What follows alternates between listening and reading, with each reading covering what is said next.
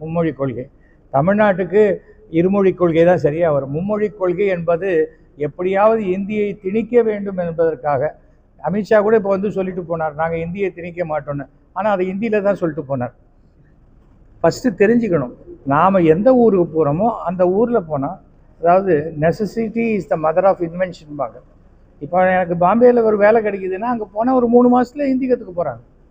ஆனால் இங்கே உடனே ஹிந்தி கற்றுக்க நாளைக்கு அவனுக்கு ஜப்பானில் வேலை கிடைச்சா ஹிந்தியை வச்சுட்டு அவன் என்ன பண்ண போகிறான் ஜப்பானில்? அப்போ ஜாப்பனீஸ் தான் படிக்கணும். அன்ற 3வது மொழி என்பது ஹிந்தி இல்லை அப்படின்னு அவங்க சொன்னாலும், அப்போ ஒவ்வொருத்தரும் ஒரு பையன் வந்து ஜாப்பனீஸ் படிக்கிறாங்கன்னா, இன்னொரு பையன் ஃப்ரெஞ்சு படிக்கிறாங்கன்னா, ஒவ்வொரு பையனுக்கு ஒவ்வொரு வாதியார் நியமிக்க முடியுமா? இது தேவையே இல்லை. ரொம்ப ஆண்டு காலமாக மத்திய அரசு என்பது யார் ஆண்டாலும் அது இந்தியை எப்படியாவது கொண்டு வரணும்னு. அதாவது திங்க் குளோபல் ஆக்ட் லோக்கல் அப்படிம்பாங்க. ஆக்ட் லோக்கலுக்கு நமக்கு தமிழ் இருக்குது, திங்க் குளோபலுக்கு இங்கிலீஷ் இருக்குது, அவ்வளோதானே. தேவையில்லாமல் எந்த குழந்தை வந்து கேட்டுது எனக்கு ஹிந்தி வேணும், ஹிந்தி வேணும்னு சொன்னால் ஹிந்தி பிரச்சார சபாவில் இந்தியை ஃப்ரீயாக சொல்லித்தராங்க. அதை யாரும் தடுக்கலை, எந்த அரசும் தடுக்கவே இல்லை.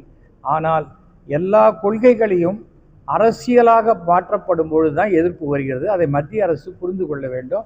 நான் சொல்கிறத நீ செய்யலைன்னா நான் உனக்கு பணம் தரமாட்டேன்னு சொல்கிறது, இது வந்து மிஞ்சி போனால் இன்னும் 4 வருஷம் நடக்கும். அப்புறம் அந்த ஆட்சி மாறி போச்சுன்னா அவங்க எதிர்கட்சியாக நின்றுக்கிட்டு தப்பாக பண்ணிட்டோம் தான் சொல்லணும்.